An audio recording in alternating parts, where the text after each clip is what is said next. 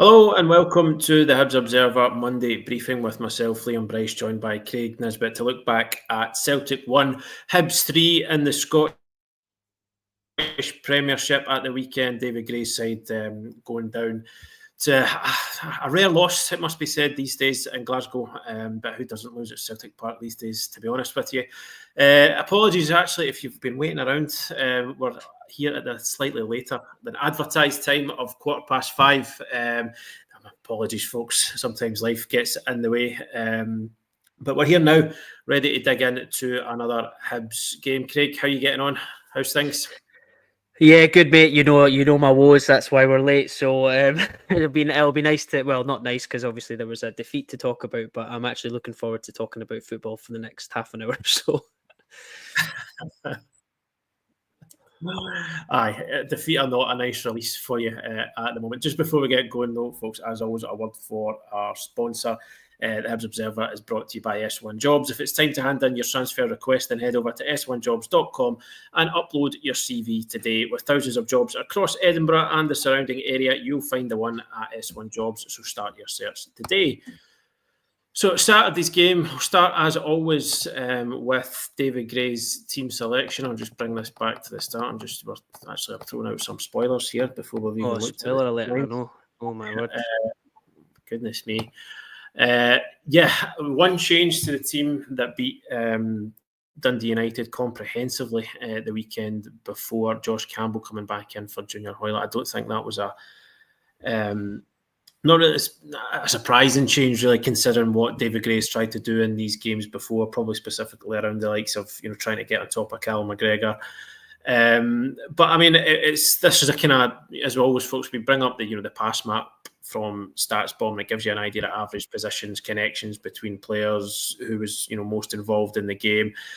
And I think when you go to Celtic Park, you do expect it to look a lot different from what... I mean, I can imagine that this is highly different from what it was again in the home game against Dundee United. It's a wee bit all over the place, but it just kind of shows you, I think, kind of what you're up against when you go to play Celtic. It can be difficult to get out. It can be difficult to affect the game in the higher areas of the pitch. You can see there, most, 8 out of 11 players, all average positions in their own half. It's a tough shift, and it's probably around about what you'd expect. Yeah, you can see sort of, for Kurevich and Boyle, it's a lot of pressing centre halves, and they're actually quite close together, very close together, actually almost on top of each other there, but you can just see the disconnect. I mean, there's no connecting passes at all from any of the midfield players, which, like you say, for the home game against Dundee United, there was a lot more there, and then you just start to see the where Campbell, Triantis and Levitt are on top of the defence, and yeah, it tells a story, doesn't it? It certainly does tell a story. But I mean, it gives you an idea of how Hibs were coming up against it from the outset. But I mean, looking at the expected goals race chart, as we always do, I mean, you kind of get to half time there, and it was up until that 4-minute spell that we'll talk about. I mean, Hibs have created a few opportunities there. I know a couple of them fell to Martin Boyle, but then you can see exactly where it kind of gets away from Hibs. That 4-minute spell before half time, the first goal quickly followed by the second, and then you've got the third, which essentially kills things even before the hour mark. So we were kind of talking on our kind of instant reaction on Saturday about how, once you get a goal up at Celtic Park in the first half, your next objective is then to get to half time being ahead. If you can't do that, get to half time being level. If you can't do that, keep yourself in the game for at least a chunk of the second half, and then as time wears on, you can maybe take the foot off the brake a wee bit and go for it. But Hibs, key moments, they didn't go their way, I think, is the takeaway from what I can see here. Yeah, I think you're right. And we did have there's a wee flutter there, sort of 60, 65 minutes when Hoylett came on, and we tried to change things up a bit when we put the subs on. But at 3-1, the game was gone. Really, I think we weren't going to chase it anymore. Celtic weren't going to go any further. Both teams made their subs, and we still had a goal, but you could see that we were maybe trying to conserve a bit of energy and personnel ahead of Wednesday's game, and obviously on Saturday as well. Two really, really important games, but it's a shame because even if you go in at 1-1, you've got a chance to come out in the second half and maybe frustrate Celtic a little bit and maybe put it forward. But that second goal killed us, and it probably didn't change a lot of what David Gray would have said at halftime at 1-1 anyway. We need to go out, try and chase the game, and try and get that equaliser. But when the third goal went in, that's where the life kind of went out the game, didn't it?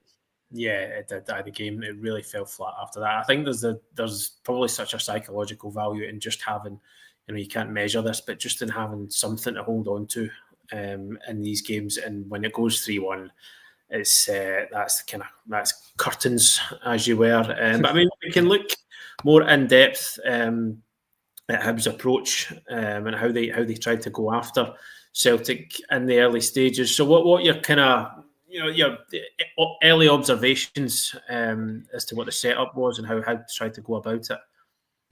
Yeah, so I actually didn't do any fancy circles or squiggles on this because it was 20 seconds in, and like we said, you weren't surprised to see Campbell come in, and that meant that we sort of didn't play with a front three. We sort of had a midfield three of him, Levitt, and Triantis, and it was Boyle and Kurevic as a two. And I think it's important, whatever you try and do against Celtic, they'll be able to counter punch, and they'll be able to adapt, and they'll be able to change. And if you try and constantly pick up McGregor, then Trusty or Scales will step forward and play, or McGregor will just drop really deep, and Hatate will come in and drop into position. So it is a really, really difficult and horrible long task when you're out of possession. I think with the heat as well, that must have been an absolute shift going into that first half. But what I thought was interesting, which we'll see later on, but straight from kickoff, you can see Triantis is actually quite high up the pitch there. He's just ahead of the referee in the middle of the park. You can see Campbell's running out towards, I think, Ralston on the ball there. You can see Kurevic closing down Trusty there. So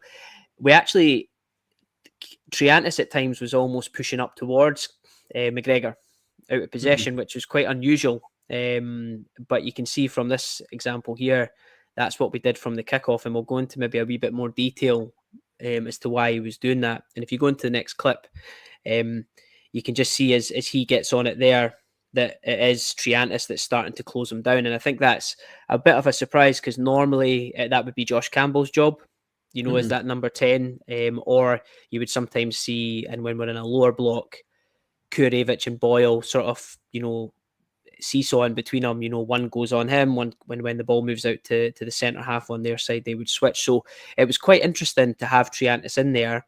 And as I said, we'll maybe discuss later why he was in there, but I just thought it was really interesting just from kickoff to see that's what we went with. Yeah, it's not one that I clicked onto at the time, I must say, because I mean, even at the start of the show there, I was talking about Josh Campbell being brought in for that very purpose, and he's kind of done that before, but it was a kind of slightly different approach. Yeah.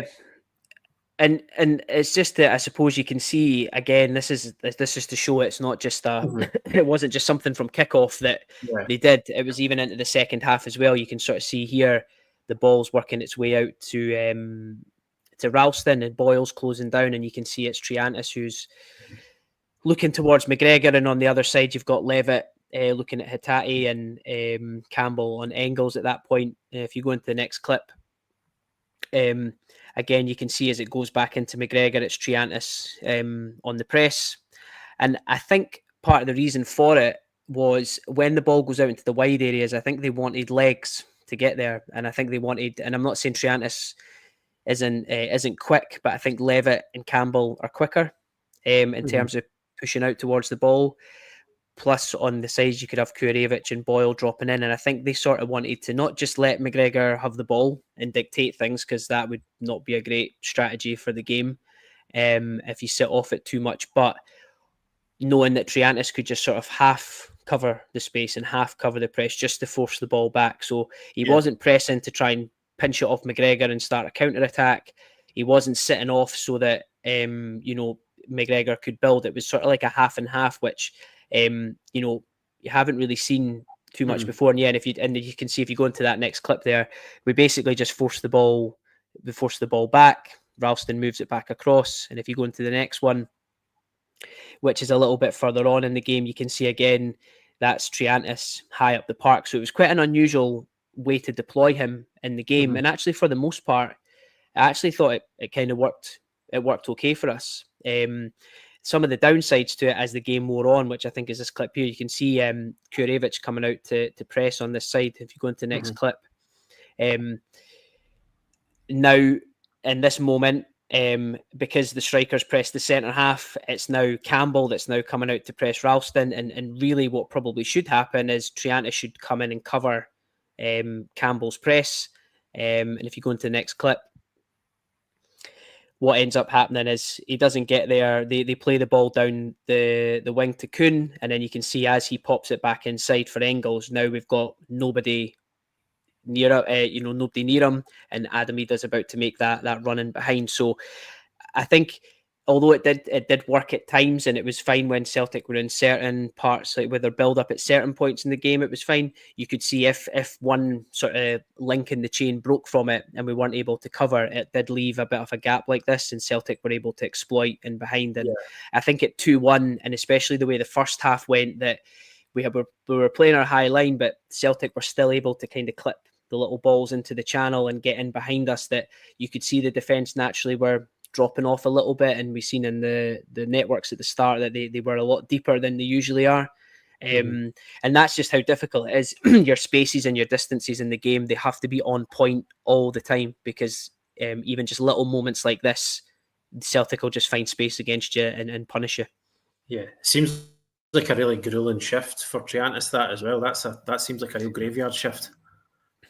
Oh, totally. Because I think it's hard because he'll be caught between, he won't want to be seen like he's not pressing, but he'll know himself, I'm never going to get McGregor there. So it's a very tough job, that half and half. Plus, if Celtic do move the ball out, then he's kind of got to recover back centrally, because, it's hard for Levitt and for Campbell, because essentially they're not only picking up Engels and Hatate on that side as well, but they obviously have Ralston and Taylor who come inside the pitch and invert, which makes it difficult. And I thought in the home game against us, Adamida was really poor. I thought he was really bad. I think he got hooked at half time there, but in this game he sort of occupied all three centre halves really well. He made runs that meant O'Hora and Iredale couldn't really get out and support and nick the ball off people like we talked about last week, and they were kind of stuck being beside Rocky, and it just created space in between the midfield and defence, which Celtic were able to exploit. Yeah, absolutely. Let's just move us on a wee bit. So it didn't, obviously once Celtic moved the ball, there's times where we weren't always doing that, and you can see that this looks a bit more traditional, shall we say, with Levitt, Triantis and Campbell in those positions. But this is the downside of not pressing McGregor centrally. As you can see here, just a quick 1-2 with I think Trusty out to Ralston and back in, and you can see Engels' movement. You can see Kuhn just coming back from that position there. If you go into the next clip, now you can see if you leave McGregor on the ball, he's got players around him like Hatate who can pick up that nice little space right between everybody. It's Triantis is central, so he's just trying to kind of cover space rather than a man. But Levitt's sort of attracted by Taylor there a little bit. Boyle has done a bit of running so far, so is now coming back in. But if you go into that next clip, if you, even just that little bit of space Hatate gets, he takes one touch in his second, and you can see that run from Ida, and Smith actually makes a good save here. But that was quite an early warning sign for that type of run and type of play. And that's where, just going back to the top of what we were saying, any solution you try and do against them, it can be really difficult, because here Triantis has dropped in, we're more compact, we're tighter together, but then it's really difficult to pick up McGregor.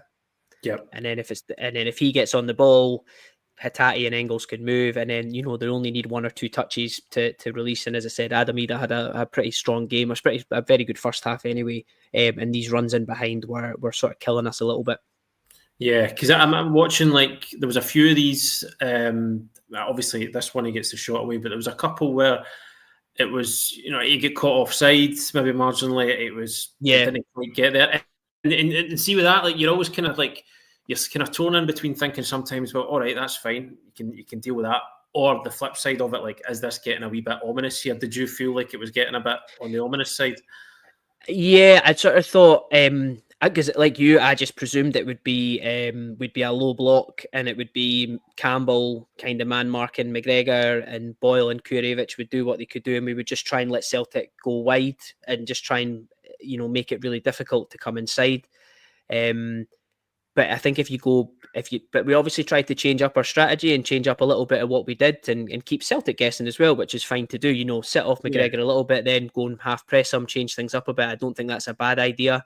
Don't think there's any bad idea. Well, Lee Johnson had a bad idea when we went away to Celtic Park, but there's I think this team, I trust Gray and the coaching team of what they tried to do, and you can see what they were trying to do. But yeah, I just can't remember so much like when Celtic have beat us before at Celtic Park and we broke down the games. It's normally been those kind of overlap and underlapping runs in the wide areas and the cutbacks, whereas they've never really centrally, from my memory anyway, sort of been as dominant this season. So yeah, there was a bit of worry for that for me. Yeah. I think it's just a case of the coaching staff thinking, well, what we've done so far here this season hasn't worked. Like, there's no point in trying that again. Probably, and just mix, and obviously we're a different team, from the last time we played them here. Things have changed a lot for us, and they maybe just thought, what, let's just try something different. And up until those 2 goals go in, it's perfect. It's a perfect result. And yeah, you say if it's long balls in behind to Ida, like these passes have to be really difficult, or they are really difficult to play. So it's not a bad strategy. I mean, I think this is kind of what you normally traditionally see, and this is what we tried to do, which was, can we just, this is, you can see this is Kurevich going out, and this is everybody shuffling across to the side. And if you just move through the next clip, Liam, you can see we're kind of shifting across. It goes out to Kuhn there, and again, you just see all the bodies going across. And this is what we've done against them a few times, even at home as well, and just sort of said, that's fine. We'll let you take the ball wide, but then we'll try and apply a bit of pressure, or at least make it difficult to come inside. But if you go into the next clip,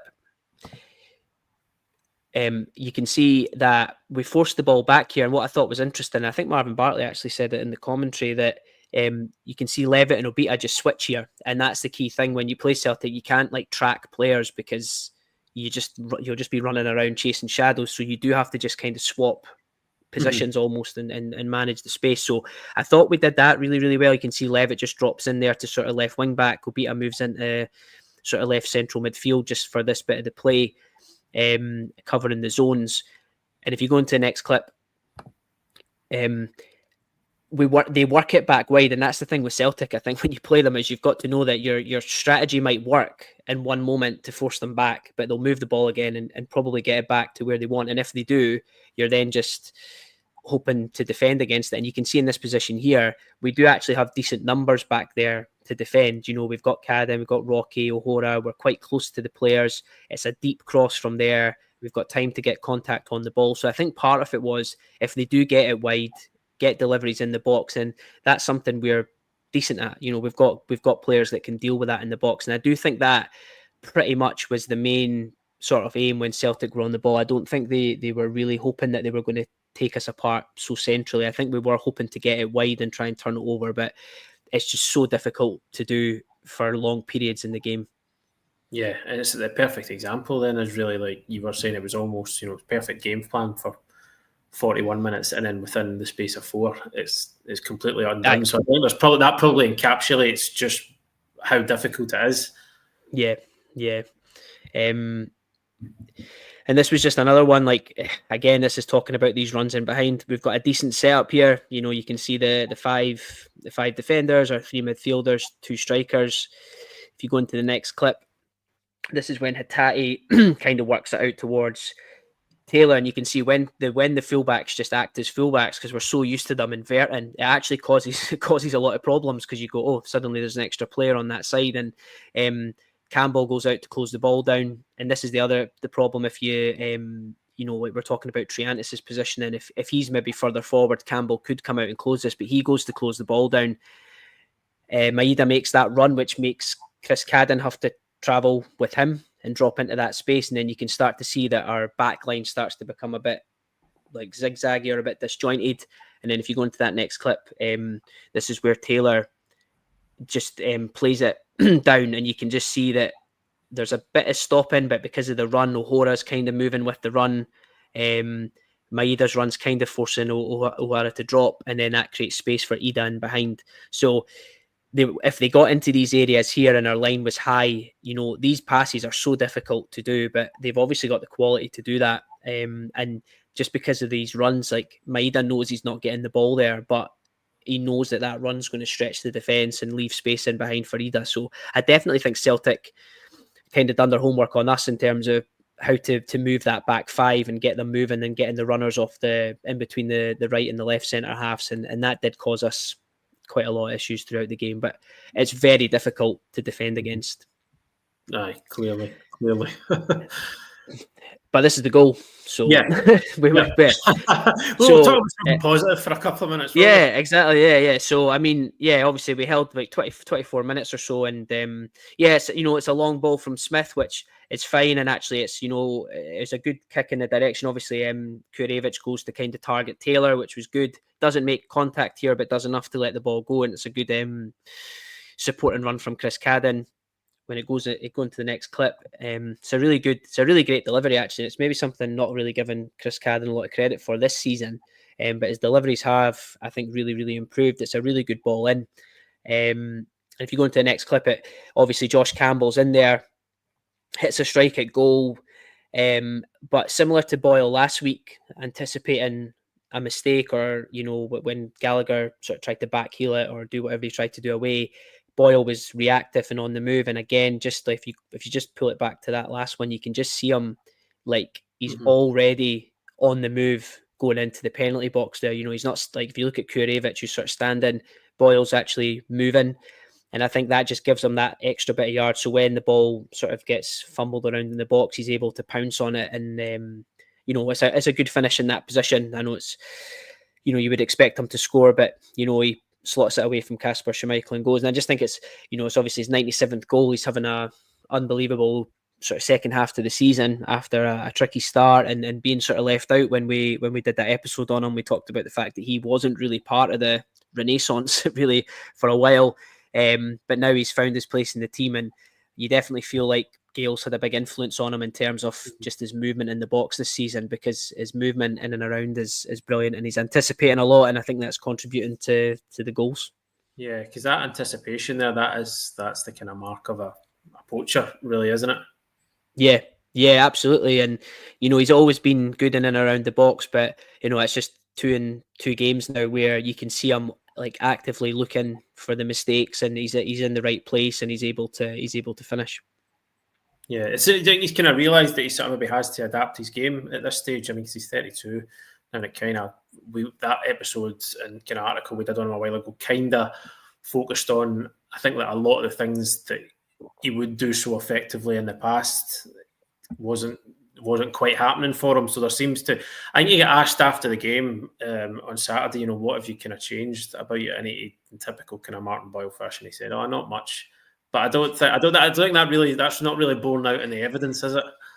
No, and I think we said in the episode early on in the season that when he was playing right off a 3, he was expected to get on the ball 20, 25, 30 yards from goal on the right hand side, dribble past the defender and get in and cut the ball back, and he's just not that player, anymore. And could you see him maybe doing a role at right wing back? Certainly in an attacking sense, you probably could, but if you can get him working in between the width of the penalty box with his movement and his speed, he is able to beat people 1v1. People don't want to dangle their legs in there. And I think it was against Aberdeen he did that, didn't he? Sort of like zip past and clip the ball to the back post for Nicky Cadden's goal, if I remember right. So yeah, we want him in and around here because he is so, like, he comes to life in the box, and that's where we need him. And I definitely think he's become more prolific in those areas and sort of like sniffs out opportunities now.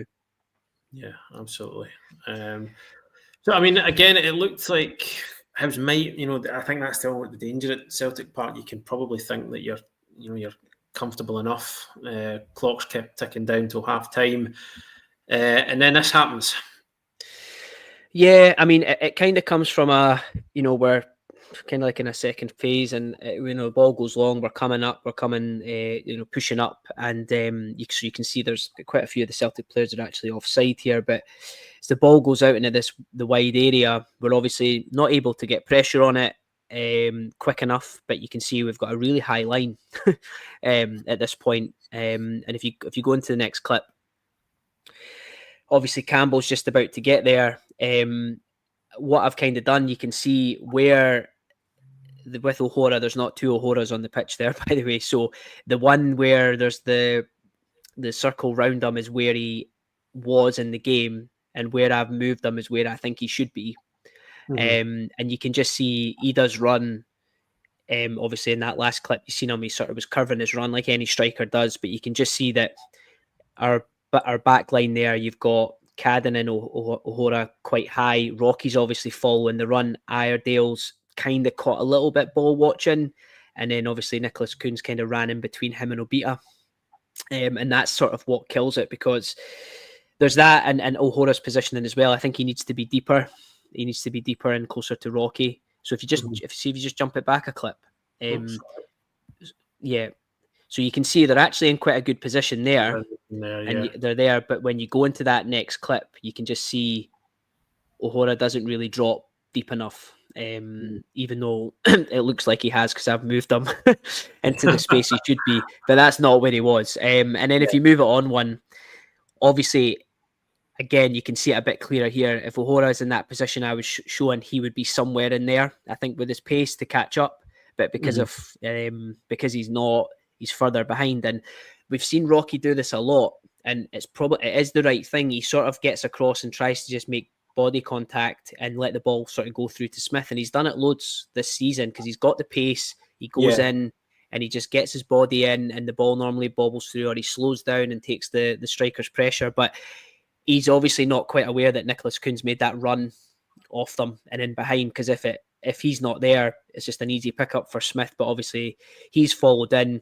Again, Iredale, we've seen he was just a little bit further up as well.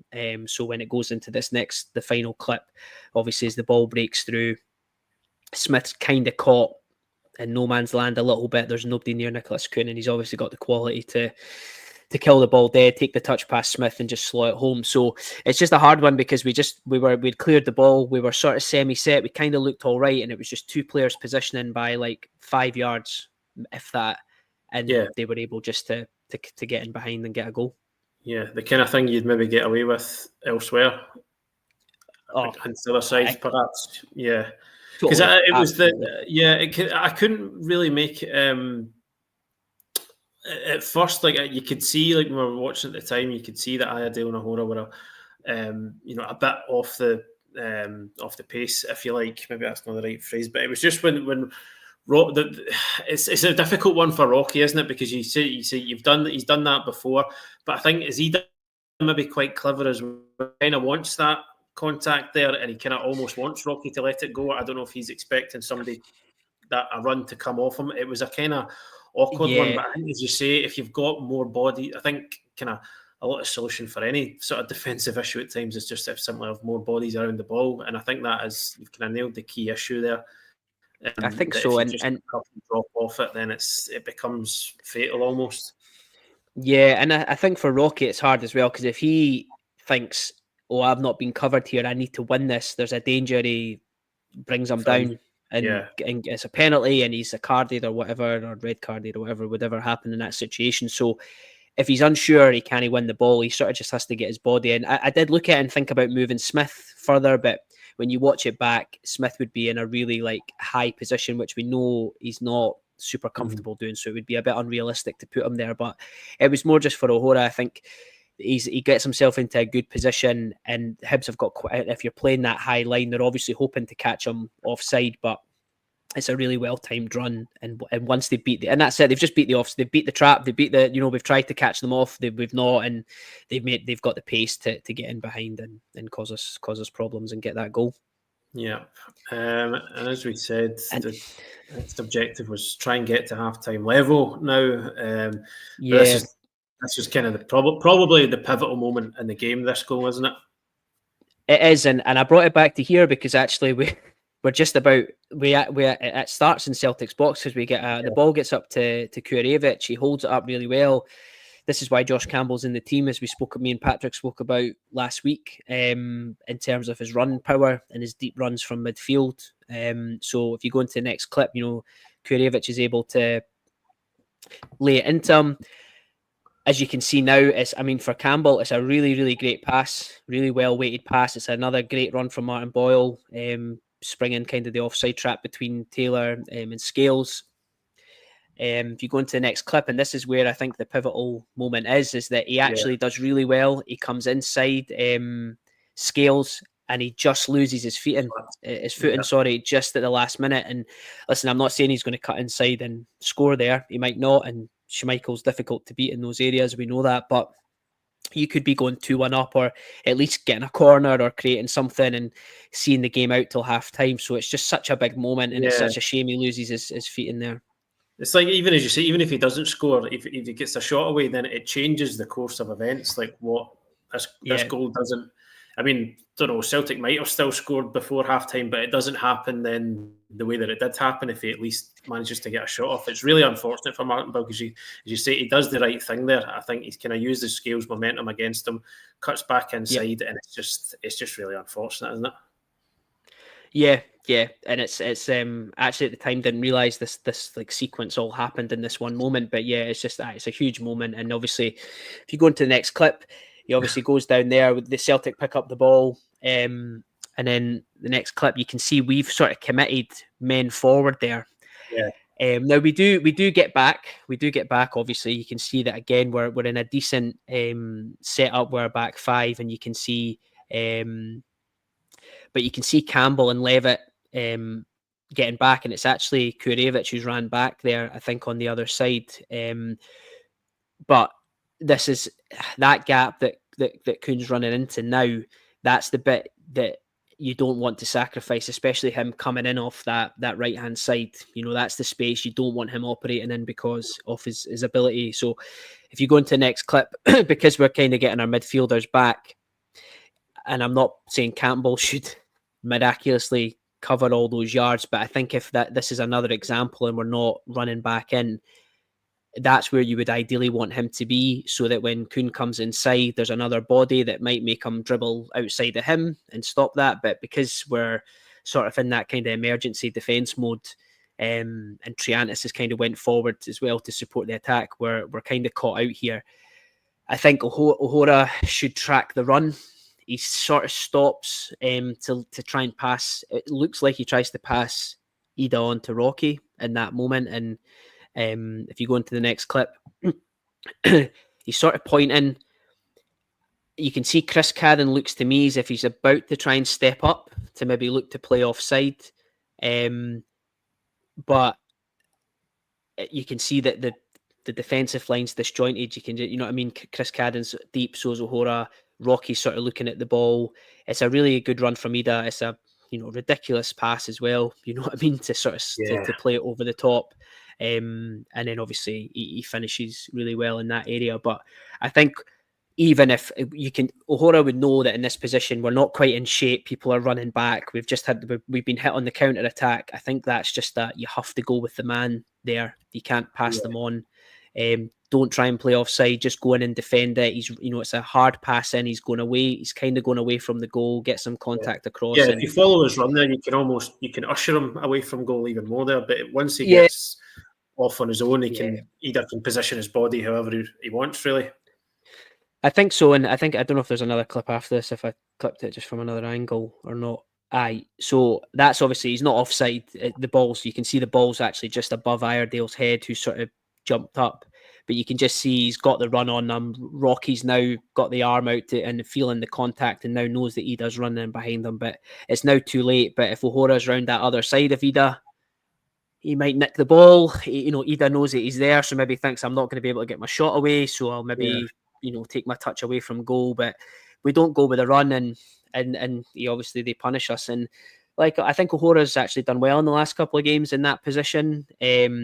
I sort of felt that if that was Lewis Miller, I think Miller would go with him. Don't know why I think that, but I just sort of feel being a fullback, he might just track his run. But then we know Miller's had his moments in that, and it's a really difficult thing to do, because they would have been told, when they move into those zones, pass the player on, don't run into somebody else's zone, because you could be leaving a big space. But in that moment, there's nobody else about, Chris Cadden's going to pick up Maeda. Celtic's mid, I think Engels has made a run, and you can see Hatate's just sort of, he's behind the referee here, so there's no other real runners. So I think in that moment, O'Hora should go with him. Yeah, I completely agree on that one. And so into the second half, it was just about, I think, trying to stay in it at this point. But a third goal before the hour mark, as we were sort of, I think we alluded to a few times at the start of the show, it sort of kills off the game. Even from this point onwards, I think things went really flat. So, what was your take on the third goal? Yeah, again, I've just highlighted the shape. It's not too bad, although Chris Cadden, you can see he's really high up. He's actually in line with Levitt, Triantis and Campbell there, and you can sort of see Maeda's about to make that sort of third man run, even though Taylor's in an offside position. It's Maeda's run that you're kind of looking at here. So I think, again, this is Celtic. Celtic had the ball for a wee while. They were moving it about a lot. You're trying to get a bit of pressure on. But yeah, once it goes in behind, to be fair, if you go into that next clip, they get the ball down and it's a cross in from that side from Maeda, but Smith has to get that. I think that's simple. He has to catch it. It's listen, he had a good game. I thought he made some good saves and he has been brilliant for us, but that's like a standard catch. He has to make that. Then obviously from there, if you go into the next clip, it's been a wee bit disjointed, but where you just have to sort of give Celtic credit, as even with the ball bouncing about, everything was done 1-2 touch, and Kuhn hooks the ball in here. It's a 1 touch out. Campbell's running across. We're kind of in that emergency defensive mode.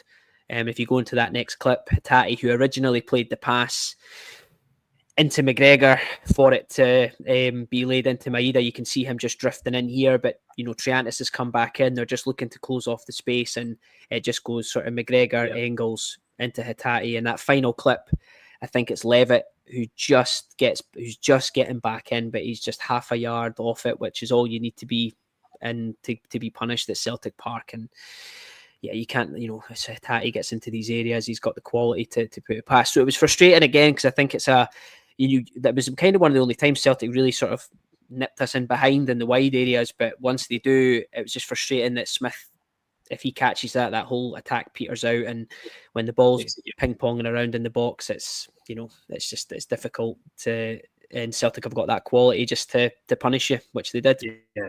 It is a brilliant finish, to be fair, and the build up to it. Yeah. Obviously, it comes from a Hibs mistake, but as you say, that wee sequence of passes, sometimes I just you need to kind of hold your hands up.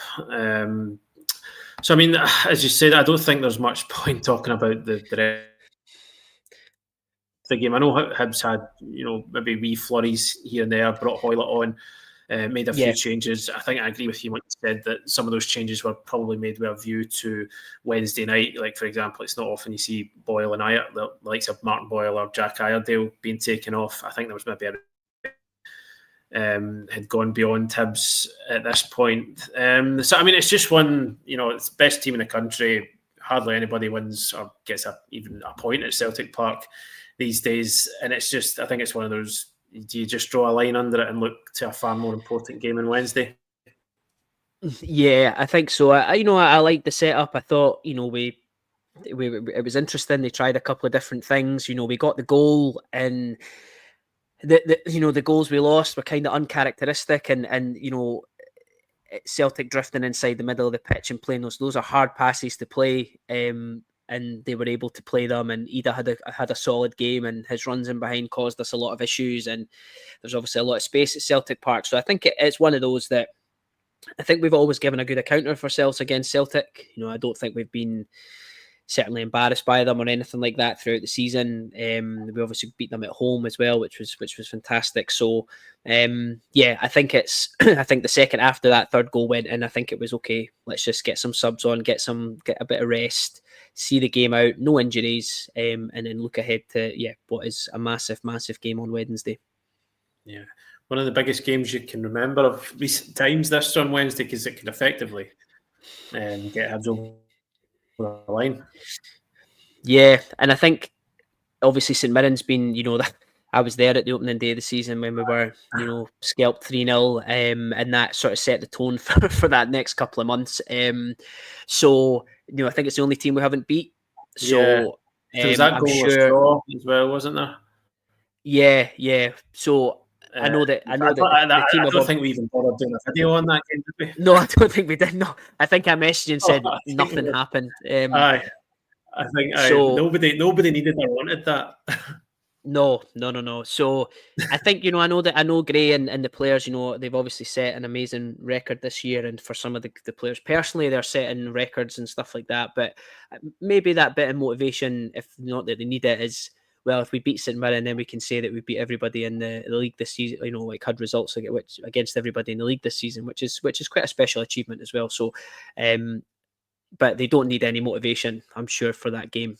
And it's a massive one. It's going to be a really tough game. They've got good pacing behind. They play similar setup to us as well. That's why I think the last game was that 0-0, because it was just we were cancelling each other out to a certain extent. So it'll be really interesting to see how we approach it and see how the game pans out.